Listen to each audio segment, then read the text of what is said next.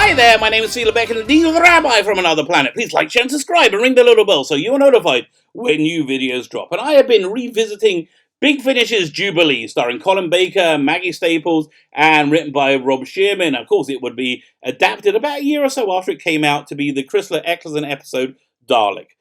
I would say it's a unique and also a classic story, a forgotten classic. I really forgot quite how clever and how good it was, and I can really see why Rusty Davies, when he was putting together that first series, really wanted an adaptation of this story to reintroduce the Daleks to the British public.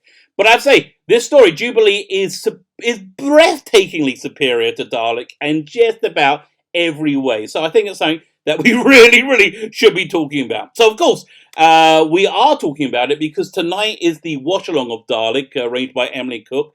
But alas, the wonderful unity, which really genuinely warmed my heart. The unity we had in fandom just a couple of weeks ago when we did the Stolen Earth and Jonah's End watch-along, which I think, honestly, the highest point in fandom since the 50th anniversary. I read, and before then I can't think of something. It was just a very high point in fandom where we had so much wonderful unity. That has all been shattered now by Paul Cornell, who chose that time to be such a divisive and vile dick. I think that's the only real way to quantify his what he was. When we did the watch along about a week ago for his story, Human Nature and Family of Blood, he chose that time to be the time to replow the divisions in fandom that had been easing over in recent weeks. So as a result, and I'm really genuinely properly sad about this,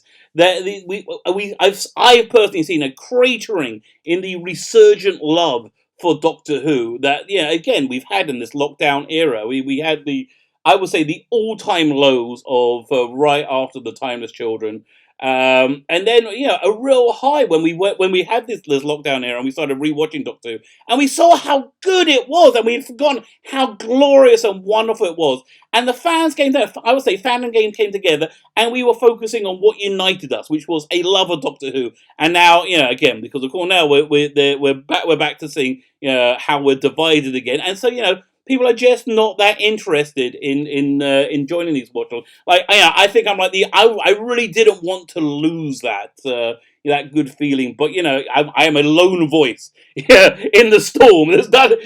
So tonight I'll be watching Destiny of the Daleks instead, which is a story I think doesn't get enough love. It's always overshadowed by Genesis of the Daleks. But so I really don't think it's nice. So we watched that tonight. Quite looking forward to it in all honesty. And Jubilee, I actually found Jubilee incredibly prescient for what we're seeing today in fandom and also in wider society. It's a very clever story, which we're going to talk about. Also, if you never heard it, I'm going to be keeping it mostly spoiler free, but you can buy it right now. It's for download. It's only $2.99 from the Big Finish website. I'm going to put a link to it in the video notes. Also in the video notes, instructions on how you can win more Big Finish. See, what I really would like you to do is hit the subscribe button. And if you're subscribed, make sure you're still subscribed. Can you hit the subscribe button? Can you hit the like button? Can you hit the share button? All those things are fantastic, and I am genuinely and somewhat pathetically grateful for everybody doing that. So thank you very much. I want to show you my appreciation. I'm giving stuff away. I give stuff away each week on the channel. So this week I'm giving away a trifecta. I've got 3 prizes. They're going to be given away on Sunday. What day is that? The 3rd of May, I think. Yeah, Sunday, 3rd of May when I'm on the TARDIS. So unless we forget, and we'll do it the next day. These are the prizes we're giving away. First one is a Colin Baker and Sarah Sutton two-part stories, Alien Heart, Dalek Soul. This one I think is the best of the batch. The first person out the hat will get to choose which story he wants. So there's Alien Heart, Dalek Soul. Sorry if the reflection is you can't see it. Then we have Colin Baker and Lisa Greenwood. Very good Doctor Companion setup. Doctor Companion companioning. I don't know, however you want to call it. We have Vortex Ice, Cortex Fire. And finally, we have Sylvester McCoy, Sophie Aldred, and Bonnie Langford's story, The High Price of Parking. which I quite like. I quite like all of them. It's not really a revelation. I quite liked it. So all you need to do to win any of these is to subscribe to the channel. Subscribe to the channel and then leave the hashtag We Love Stories. We Love Stories. That is the Big Finish logo. Big Finish tagline. We Love Stories. And I said we'll do the giveaway on Sunday. Also, if you go to the video notes, it has all the instructions. But also there's a download link for another audio story. Which one is it this week? Planetfall, Deadfall, I think it's called. I change about every couple of weeks. This is a fan-made story from the mid-80s, starring Nicholas Briggs as a doctor. Nicholas Briggs as the Doctor. It's a fan-made group called Audiovisuals. That the group went on to become Big Finish, and they do some pretty darn good work. So yeah, that link is there. Enjoy. Yeah, that's for everybody. Even if you don't subscribe, but please subscribe anyway. Thank you very much. Okay. So, unlike Human Nature and Family Blood, which was adapted from another medium, adapted from a novel, and I think that was a pretty close adaptation, Jubilee is very, very different, with only some of the central ideas and set pieces and moments carried over. But about half of what the story is talking about is completely lost in the TV version. I think the TV version is far poorer for it. So, firstly, I've been doing a rewatch of the whole Eccleston era in general, and it's become a bit of a revelation. It's become very clear to me that they were really inventing a new type of television for the British public at the time. Something that they've really never seen before. And I think that's why people were very excited when they saw it. They really have never seen a contemporary science fiction action adventure set in England. We've seen American ones, but we never saw any homegrown one. So people were very excited, but they were really inventing it from the ground up, and they hadn't really worked out what they were doing yet. I don't think they really worked it out until the second series with the arrival of David Tennant.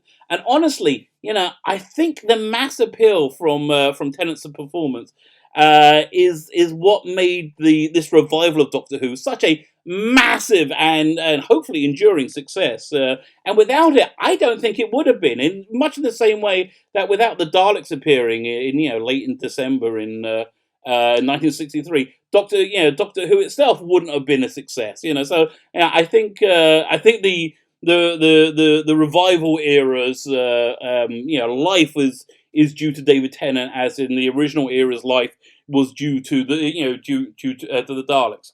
So, as I said, Jubilee is a very, very different story to Dalek.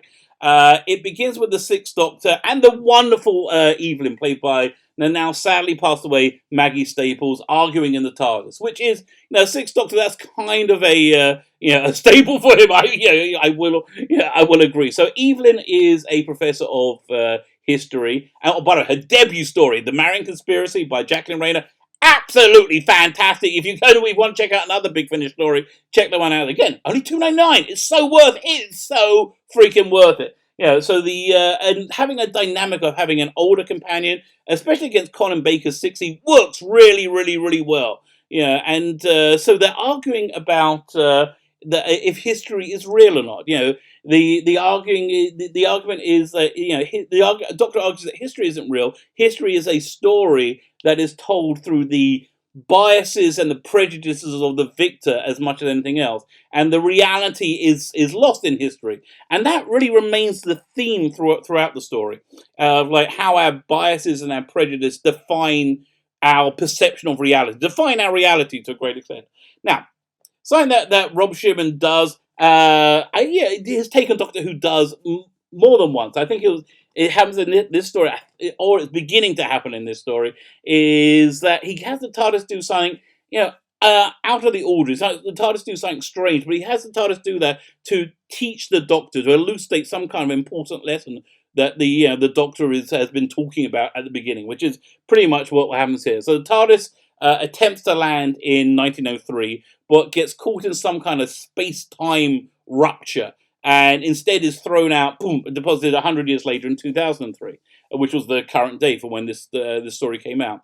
And the 2003 it lands in is a very, very different one from the 2003 that we lived through. You see, this 2003 was the 100th anniversary of a British defeat of a Dalek invasion with the help of the Doctor, and that is the eponymous Jubilee of the title. So yeah, not everything is quite as as rosy in this alternative 2003.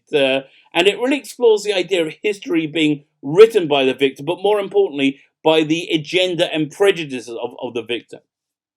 So the Dalek has made Daleks have made a huge cultural impact on this world, and but their depiction now has now devolved into like comedy baddies, and it's a demonstration of how much the world has changed in since 2003 to now. Rob Shearman, I heard him on an interview explain that he wanted to do something similar to how the Germans in World War II were portrayed at that time in culture, and they were portrayed right up until I would say 2016 as an irrelevant comedy baddie that didn't really mean anything. Since 2006 we've had this ongoing insanity that the evil German national socialists from the 1930s were back, and they weren't an irrelevancy at all. But now they've taken over government, and they're being led by a like an orange-headed godhead, through there, and they really believe it because they're all completely bonkers. But that's aside for another time. But yeah, interestingly, Britain, in the wake of their Dalek victory, they took the technology, the alien technology, and used it to become this world empire.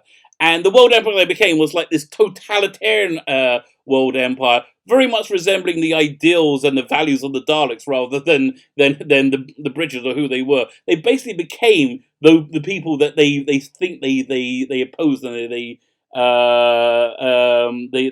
people they oppose and they despise. So to me, this story is very prophetical in a lot of ways, talking about that section of society we have now. I'm sure that the likes of Paul Cornell really want to be a part of, and that have occupied our culture via the media and screamed like how anti-bigot and how anti-bigotry they are. At the same time as being the most bigoted people in society that I think we've ever seen. Okay, so in the midst of all this, we have the last surviving Dalek, which was the thing that was lifted for the TV episode Dalek.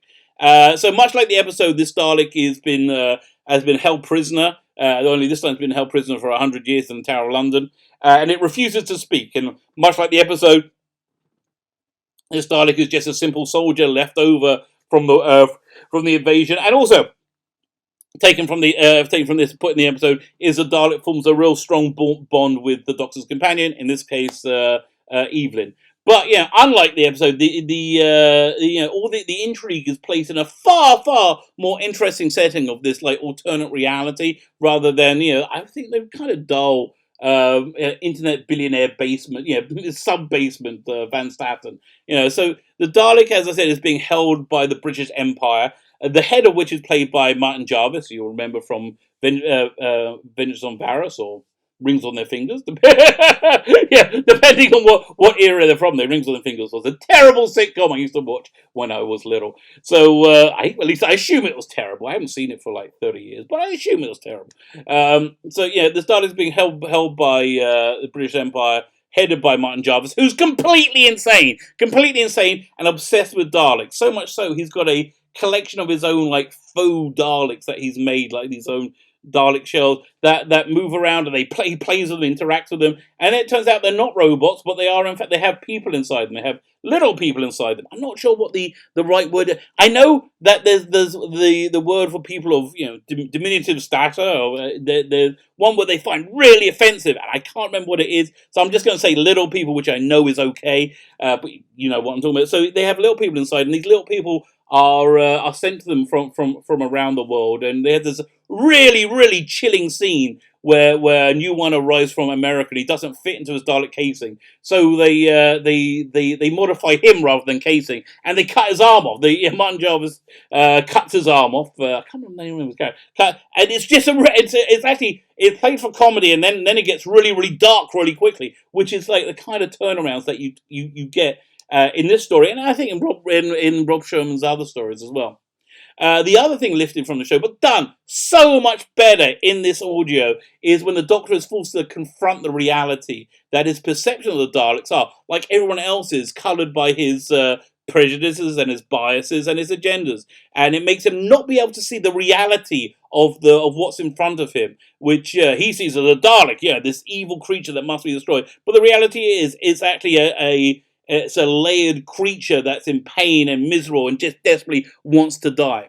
So again, I just feel this is so incredibly prescient for today, where we have a very strong cultural divide, and two people on different sides of the cultural divide will see exactly the same thing, and draw out completely different conclusions. And again, based purely on our own biases and prejudices. So again, going back to where we started, we saw that with Paul Cornell on the tweet along. I have no doubt that he believes himself to be a good and moral, virtuous person, and he thinks he was nobly driving out evil bigots from Doctor Who fandom that he doesn't want around him. But in reality, he's a bigot, right? He's a bigot, judging people on what he thinks they are rather than what they actually are. So it's very, very timely. It's a very, very timely story. As I said, it's a much, much cleverer story than Dalek, telling